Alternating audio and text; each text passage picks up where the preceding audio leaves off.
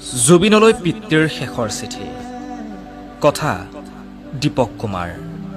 পাঠ ৰিয়াঞ্জ্যোতি শৰ্মা। জুবিন, মই ভবা নাছিলোঁ, কেতিয়াও ভবা নাছিলোঁ ময়ো যে এজন বীৰ পুত্ৰৰ পিতৃ আছিলোঁ। তোৰ কৰ্মবোৰ চাই মাজে মাজে গালি দিছিলোঁ। বৰ খং উঠিছিল মোৰ। কিহৰ বাবে এনেকৈ মানুহবোৰ তোৰ ওচৰলৈ আহি থাকে? তই মন্ত্ৰী নে কোনোবা ডাঙৰ ৰাজনীতিবিদ? কিহৰ বাবে ইমান সহায় তোৰ? আচৰিত হৈছিলোঁ মই তোৰ কৰ্মবোৰ চাই। এতিয়া ভালকৈ উপলব্ধি কৰিছোঁ। তোৰ গীতৰ প্ৰতিটো শব্দই আজি মোকে নহয়, গোটেই অসমীয়াক কন্দুৱাই আছে। জুবিন, নাতি এটা চোৱাৰ বৰ হেঁপাহ আছিল।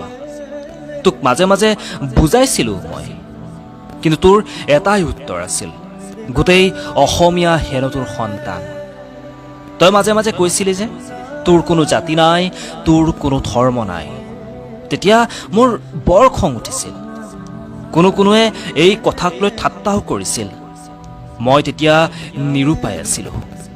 কিন্তু আজিহে বুজিলোঁ, তই মানুহ নহয়, জুবিন ৰূপত ভগৱানৰ অংশ হৈ দেখা দিলি। তোৰ মৃত শৰীৰ চাবলৈ আজি প্ৰচণ্ড ৰ'দৰ তলত লাখ লাখ জনতা।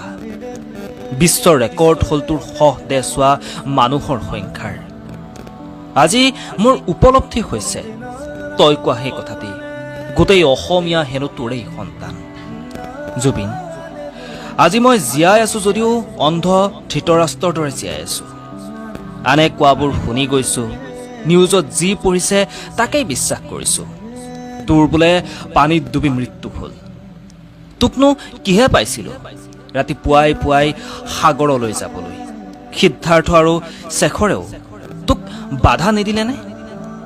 ঘৰত থাকিলেচোন দিন দুপৰলৈ শুয়েই থাকা, নিশাচৰ প্ৰাণীৰ দৰে গোটেই ৰাতি কাম কৰা আৰু গোটেই দিনটো শুই থাকা। ছিংগাপুৰত বাৰু মনটো কি হ'ল? মই গালি পাৰিলে কেৱল এটাই উত্তৰ আছিল, দেউতা হ'ব, মই মেনেজ কৰি ল'ম। আজি ক'ত মেনেজ হ'লো?